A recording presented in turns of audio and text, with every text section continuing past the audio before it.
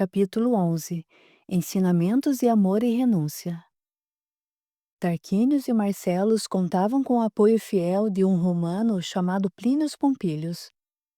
Aproximadamente 10 anos antes, em Roma, ele se rebelara contra a corrupção no Senado e sua atitude afrontou alguns homens corrompidos pelo poder e a riqueza. Como pagamento por não aceitar aqueles atos ilícitos, ele foi rechaçado. Tarquínios, ao saber das ocorrências, intercedeu em seu favor, solicitando ao imperador que ele fosse para Jerusalém, sob a alegação de que lhe seria de grande auxílio nos ofícios públicos. Como a vida não lhes havia concedido filhos, e sem quaisquer outros vínculos na cidade imperial, Plínio e sua esposa Sabina seguiram para a Palestina. A hostilidade dos inimigos dos patrícios voltou-se também contra Plínio. Porém, juntos eles lutavam incansavelmente para combater a corrupção e a ganância. Naquele entardecer, Tarquínios mantinha-se envolvido com suas tarefas, quando Marcelos, visivelmente preocupado, acompanhado por Plínios, voltou para a residência à procura do amigo. Ao encontrá-lo na biblioteca, disse: Meu caro, fui notificado de que, graças a grandes e audaciosas ofensivas, nossos exércitos acabam de conquistar enorme riqueza, resultado das pilhagens. As embarcações com o tesouro passarão por esses portos. Também recebi uma missiva relatando isso e convocando-nos para acompanhar a operação, disse Tarquínios, mostrando-lhe o comunicado. O Império decidiu encaminhar, em missão temporária, o general Pompeu Julianus para acompanhar e controlar a operação com nosso auxílio. Fui surpreendido com a notícia de que ele já está em Jerusalém para assegurar-se de que tudo sairá conforme a vontade de Roma. Amanhã assumirá a função. Infelizmente, a situação em que nos encontramos é delicada, disse Plínios. Por meios que desconhecemos, essa informação chegou ao domínio de alguns. Ouso afirmar que Versos deve estar entre eles. Bem sabes que quando o assunto é dinheiro, os lobos famintos despertam. Concordo contigo no que se refere a ele, complementou Marcelos. Soube que, buscando se fortalecer, Versos se envolveu até com Sinédrio. Espera ele, com o auxílio desses novos aliados, reforçar sua influência e, sobretudo, manter seus negócios escusos. Além do mais, ele possui acesso a alguns procedimentos portuários, como o controle das rotas comerciais, o que poderá nos trazer grandes infortúnios diante dessa missão tão difícil. Representamos grande obstáculo para nossos oponentes, ponderou Tarquínios, levando a destra ao queixo. Eles farão o possível para tirar-nos do caminho. Devemos nos manter alertas. Não podemos contestar uma vontade do imperador. Se ele acreditou ser mais seguro trazer o general para cá, cabe-nos auxiliá-lo no que for necessário. Além do mais, já vivenciamos tantos combates. Esse será apenas mais um. Não subestimes o momento, interveio Marcelos. Conheço Pompeu, servimos juntos em várias ocasiões e posso afirmar que ele é um militar íntegro. Fiquei admirado ao saber que foi o escolhido para essa tarefa, pois é um dos melhores homens na liderança das legiões nos campos de batalha. A ele foram atribuídos muitos lauréis na expansão das fronteiras ao norte do nosso império. Não compreendo o motivo de tua inquietação. Sinto-me mais confiante ao saber que ele é honrado. Foi-nos confiada a segurança dessa operação, mas o sigilo foi rompido. Acredito que, para o bem de todos nós, devemos omitir a verdade sobre esse assunto. Temo que esse fato nos traga muita ignomínia. Também receio uma exposição moral, afirmou Plínios. Em nossa vida pública, jamais utilizamos meios espúrios para honrarmos nossas missões. Continuaremos propugnando nossas convicções alicerçadas na verdade, sem mentiras ou omissões, mesmo que a força das sombras objetive turvar nossa razão. Nossa obrigação é lutarmos contra as trevas, ou seremos iguais àqueles que tanto repudiamos. Após uma breve reflexão, Marcelo, sorrindo, disse: Como fui tolo ao querer desviar-nos por temor. Perdoa-me a fraqueza momentânea. Tens razão, agiremos de acordo com a lei da verdade. No dia seguinte, aos primeiros raios do sol, os patrícios seguiram para Antônia. Chegando, encontraram o general a assistir ao treinamento dos legionários. Ao ver Marcelos, o oficial aproximou-se com visível contentamento. Que os deuses te saúdem. Há quanto tempo não nos encontrávamos? Sempre foi para mim uma honra servir ao teu lado. Creia, o mesmo digo de ti. Grandes foram os tempos em que estivemos juntos nos campos de batalha. Quero que conheças Tarquínios Lítios Varro e Plínios Pompílios. Após as saudações, os 4 se encaminharam para um salão reservado. O general disse: Nobres senhores, fostes muito bem recomendados para me apoiarem nessa difícil tarefa, especialmente Tarquínios.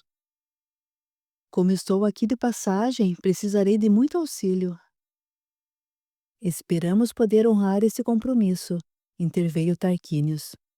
O imperador, temendo que haja desvios nas rotas das embarcações, solicitou reforços para garantir que elas chegarão incólumes ao destino, pois são muito importantes para Roma. Tudo faremos para assegurá-lo. Estou aqui para garantir que a missão não incorra em falhas, por isso solicitei que ela fosse mantida em sigilo.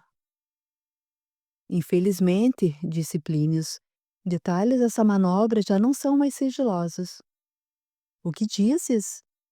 Por meios ainda desconhecidos, alguns patrícios descobriram o valor dessa operação. Tenho ordens expressas para punir severamente aqueles que articularem contra a vontade do imperador. Delatarei sem piedade quem quer que seja. Terás o nosso irrestrito apoio. Estaremos atentos a possíveis atos ignóbeis, assegurou Tarquínios. Enquanto os patrícios planejavam a difícil tarefa, visando cumprir com êxito as obrigações, Versus agia incansável, lutando por sua causa pessoal. Sem escrúpulos, com atos impiedosos, conquistava uma posição de influência e conseguia manipular a tudo e a todos. Com seus meios ilícitos, ele conhecia os detalhes da operação naval e não perdeu tempo para arranjar uma forma de beneficiar-se daquela situação. Uniu-se a homens de caráter semelhante ao seu, para no dia designado, desviar a esquadra a fim de saquear a riqueza por ela transportada. Sabia que não poderia contar com o apoio do seu filho Corvino, entregue à vida mundana do império, ébrio ou envolvido com as mulheres aviltadas de uma sociedade enfermiça na maior parte do tempo.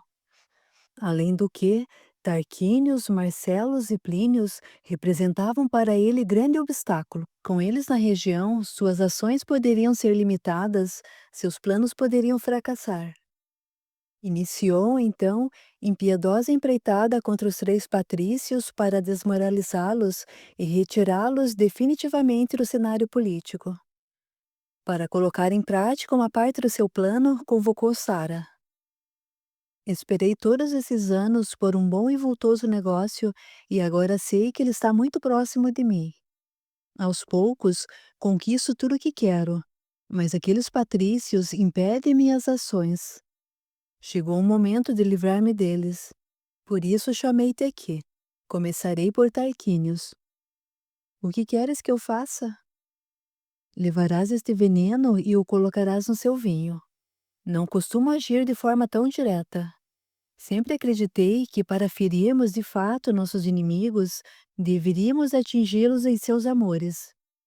Isso faz com que eles se curvem sem resistência, o que nos permite vencer o combate. Todavia, com esses não posso esperar. Tenho de agir com muita rapidez. Se algo sair errado, sem nenhuma misericórdia, agirei contra todos que estiverem vinculados a ele, como venho fazendo até agora.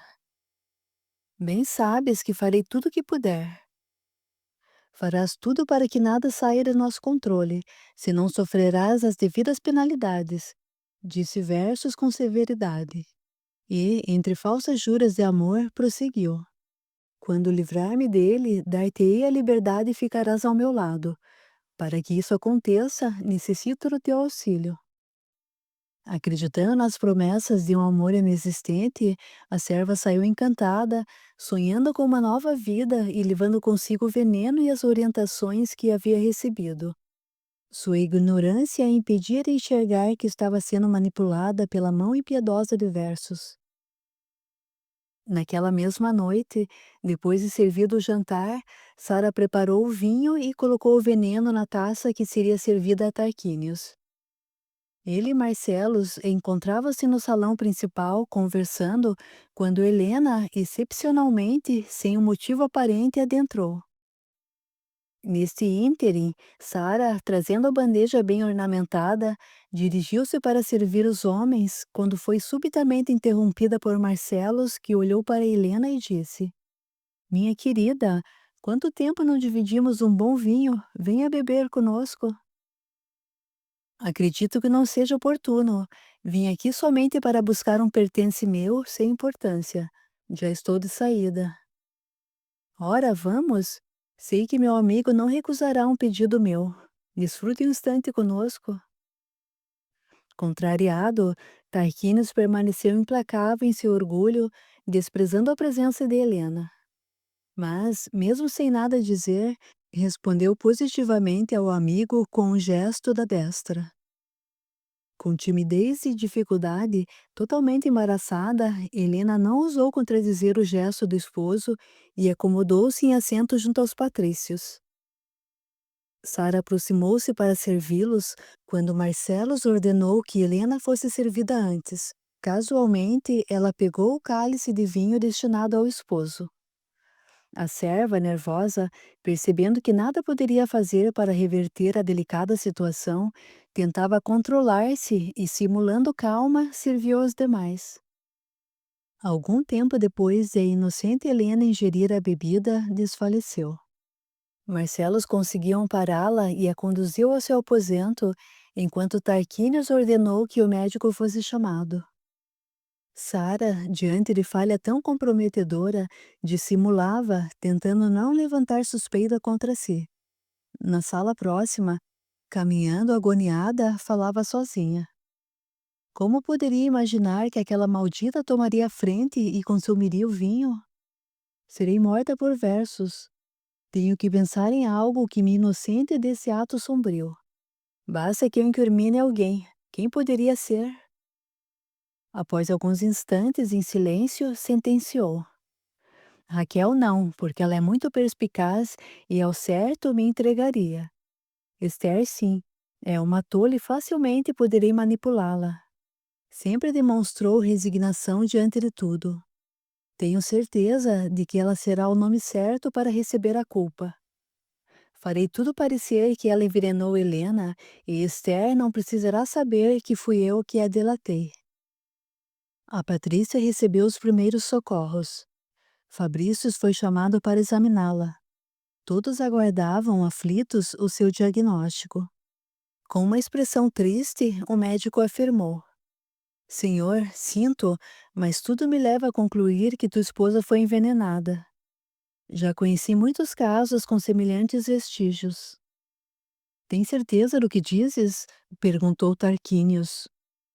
Sim, sua saúde sempre foi frágil até o dia em que o Nazareno concedeu-lhe, como por magia, a cura. A partir daí, ela se restabeleceu prontamente. Desde então, não apresentou mais nenhum sintoma de doença. Sinto muito, nada posso fazer. Trata-se de uma droga de forte poder. Dentro de poucas horas ela estará morta. Tarquínios estava diante da morte da esposa. Retirou-se acompanhado por Marcelos.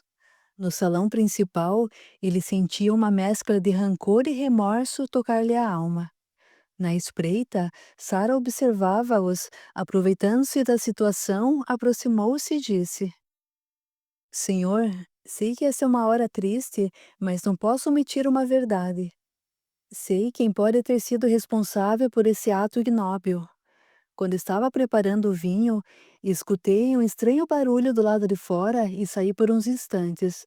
deixando a bandeja sobre a mesa. Ao retornar, vi Esther mexendo nas taças.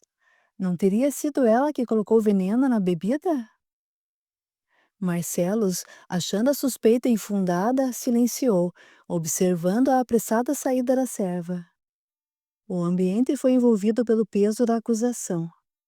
Os dois homens buscavam encontrar a razão das palavras de Sara, enquanto Marcelos tentava abrandar o coração do amigo, muito perturbado pela falsa denúncia. No aposento de Helena, Esther carinhosamente mantinha-se na cabeceira da agonizante. O veneno espalhara-se rapidamente pelo corpo. A serva providenciou almofadas para melhor acomodar a senhora. Curvando-se sobre ela, casualmente expôs-se o medalhão com as inscrições da família Varro. Helena, quase sem fala, abraçou a jovem e segurou o cordão com felicidade. Minha filha, eu sempre soube. És minha pequena, és minha filha Cássia. Que Deus seja louvado para todo sempre. A jovem escutava atônita. Sem que elas percebessem, Sara ouviu-as e imediatamente saiu para contar a novidade a versos. Enquanto isso, Esther olhava para Helena, que também expunha sua joia, e não conseguia compreender-lhe o gesto. Admirou-se, todavia, porque a senhora possuía uma joia igual à sua. Nesse momento, Raquel, aflita, adentrou o recinto. Minha querida, acusam-te de ser a responsável pelo envenenamento. Taquínios está à sua procura. Por Deus, tens de fugir. Por que fugir se nada fiz? Devo enfrentar meu destino. Sei que Jesus foi inocentemente condenado à morte. Eu não devo fraquejar ou me considerar vítima da situação. A realidade é dura e a vida nem sempre nos coroa com paz. A vida possui suas faces e sempre traz diante de nós tudo e todos que retemos em nossos corações em sentimentos puros de amor. É hora de nos despedirmos. Possivelmente não nos veremos mais, porém jamais esqueças que estarei sempre contigo e tu comigo. Que Deus derrame sobre ti as bênçãos celestes para que um dia possamos reencontrar-nos no seio do amor de Jesus. Não há tempo a perder. Agora segue. A jovem, chorando, abraçou Raquel, despediu-se da agonizante e fugiu. Tarquínios, entrando nos aposentos da esposa, ordenou que todos se retirassem. Completamente abatido, ajoelhou-se ao lado do leito, chorando. Minha querida, o que a vida fez conosco? Acolhesse o cativeiro a que te sentenciei com paciência e resignação. Eras o brilho puro de minha alma e eu o apaguei sem a mínima razão. Destruí a chama da nossa esperança e em algum lugar perdemos os nossos sonhos. Perdoa-me. No amor que calei, fizeste nascer um sentimento de bondade, qual mãe que sempre compreende a ingratidão de seus filhos. Todo o mal que te proporcionei, retribuíste concedendo-me a tua vida. Perdoa meu egoísmo e minha fúria. Apesar dos olhos brilhantes, Helena estava ofegante e sem voz. Segurando o cordão em seu pescoço, ela tentava dizer alguma coisa para Tarquínios, mas o sopro da vida cessava e lentamente selava-lhe os lábios. Com um último suspiro, calou-se. Em seu desespero, o patrício tentava trazer-lhe a vida de volta, enquanto, no invisível, a reluzente imagem de Apolônios ajoelhou-se diante de Helena, segurou-lhe as mãos, osculou-as e em seguida acolheu-a em seus braços. Ambos, em completo silêncio, eles se reconheciam, ao mesmo tempo em que as recordações de distante passado abraçavam suas consciências. Em meio à paz daquele abençoado reencontro, retiraram-se do recinto acompanhados por seres alados, que entre melodias serenas abriam caminho para que eles pudessem retornar para suas verdades e, sobretudo, para o Senhor. Enquanto isso, Tarquínios, inconsolável, chamou Marcelos e novamente ditou dura e irracional sentença. Quero que prendam aquela escrava, custe que custar, tragam-na. A ordem foi imediatamente atendida. Guardas, devidamente orientados, saíram rastreando todos os locais sem piedade. Esther, atendendo ao pedido da irmã, fugiu consternada. Entre tantos pensamentos, não esquecia de Helena e da joia igual à sua.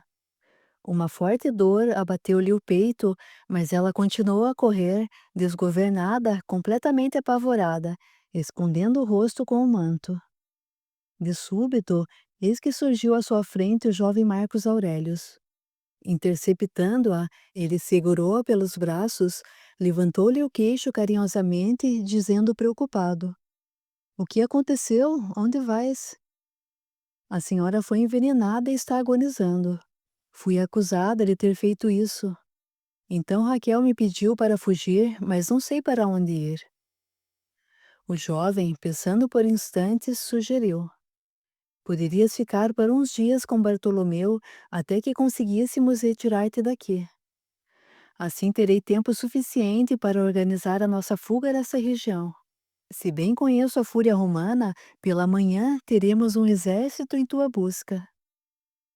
Os dois jovens seguiram para a casa do apóstolo, com cuidado para não serem notados.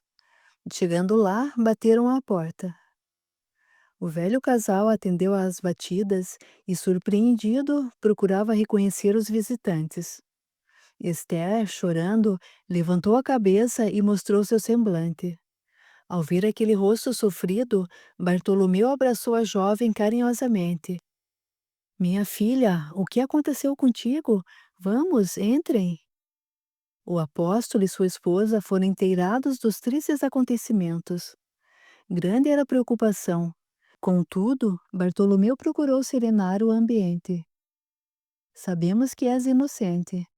Um dia, Tarquínios perceberá o grande erro que está cometendo ao acusar-te injustamente. Como o Mestre nos ensinou, eu sou o caminho e a verdade e a vida. Ninguém vem ao Pai senão por mim." Nota do autor espiritual, João, capítulo 14, versículo 6. Tenhamos bom ânimo para aguardar a lição que o tempo nos trará. Ao certo, muito aprenderemos, pois nenhuma mentira perdurará pela eternidade. Ficarás conosco até quando o Senhor assim o designar. Então Marcos Aurelius despediu-se dos amigos, seguindo com toda a discrição para o palácio, levando consigo a tristeza pela veneranda e a preocupação com Esther. 2 dias haviam transcorrido após o sepultamento de Helena.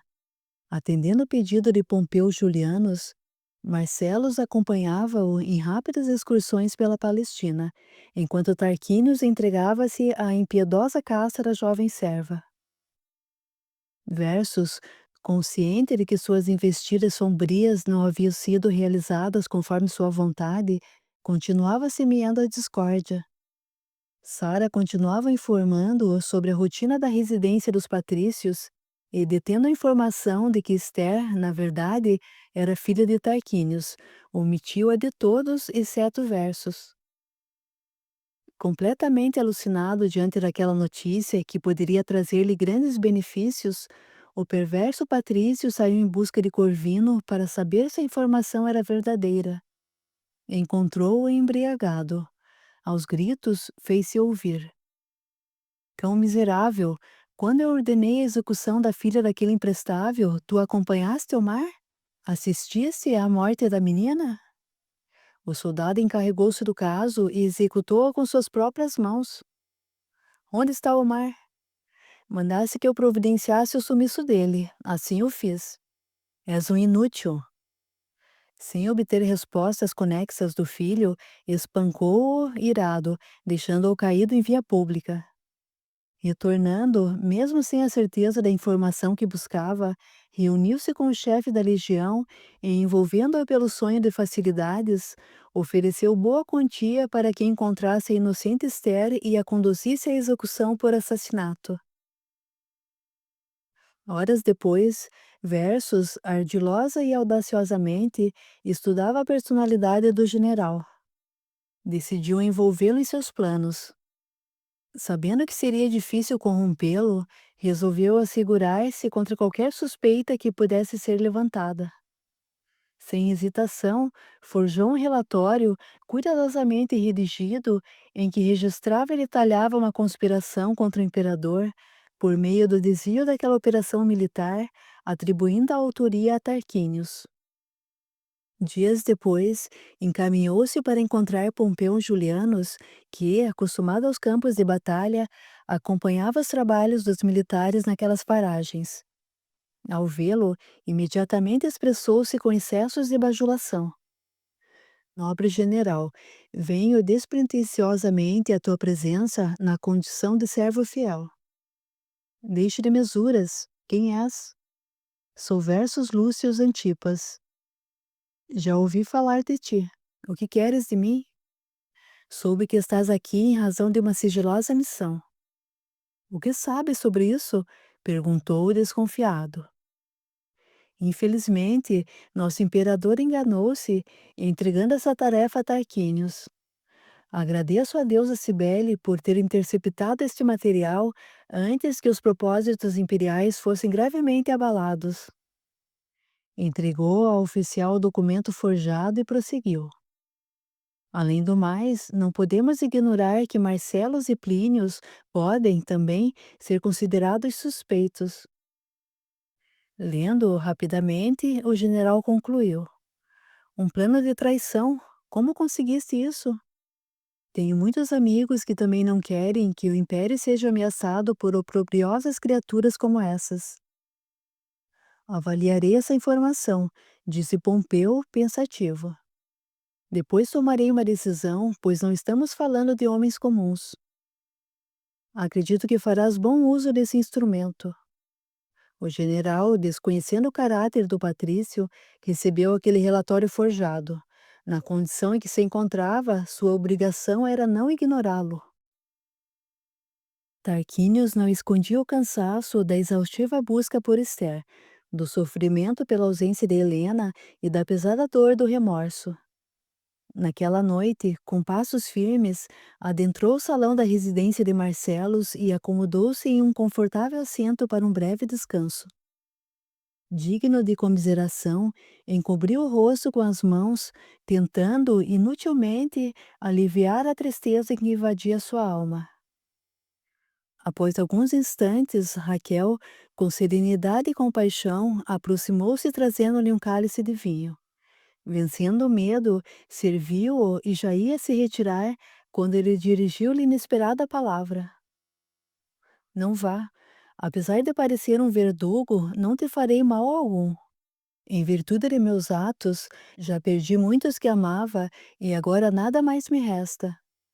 Todos os dias entrego as oferendas aos deuses de meu credo, mas eles me olvidaram. Tomando o vinho de uma só vez, continuou. Sei que és uma convertida. Como é esse Deus em que crês? Senhor, creio em Deus único, justo e generoso, que está sempre disposto a acolher aqueles que se perdem nos caminhos sinuosos da própria ignorância. Os seguidores de Jesus dizem que ele prometeu jamais abandonar alguém que esteja sofrendo. Seria isso verdade? Aquele que trilha os caminhos da libertação poderá receber a lágrima dos infortúnios, mas jamais sofrerá eternamente, porque o Senhor traz à luz o tempo para levantarmos, dentro de nós mesmos, as edificações da fé, iniciando a nossa regeneração, nossa redenção. Minha cara, és eloquente, mas ainda não compreendo tão nobre conceito. Desde o primeiro dia em que te vi, quando Apolônios morreu, acreditei estar diante de um tirano. Julguei-te e odiei-te. Tuas palavras, porém, demonstraram que há nobreza em teu coração. Portanto, não te transformes em fortaleza impiedosa. Jesus é o caminho correto para chegar ao único Deus. Muitas vezes somos obrigados a experimentar a dor para só então reconhecer o valor da existência. Não te enganes comigo. Tua interpretação foi correta. Sou um tirano e agora luto contra meu pior inimigo, que sou eu mesmo. Há tempo para reconsiderarmos nossas crenças, desejos e, sobretudo, a própria vida. As ocorrências dos nossos destinos estão vinculadas a leis sábias que desconhecemos. Mesmo que ainda não concorde com teus atos, acredita, diante de mim está um verdadeiro e respeitado Filho de Deus que é amado, apesar de permanecer tão distante da verdade celestial. Ele a ouvia com atenção. Ao concluir suas palavras, Raquel retirou-se, deixando-o envolvido em seus pensamentos e recordações.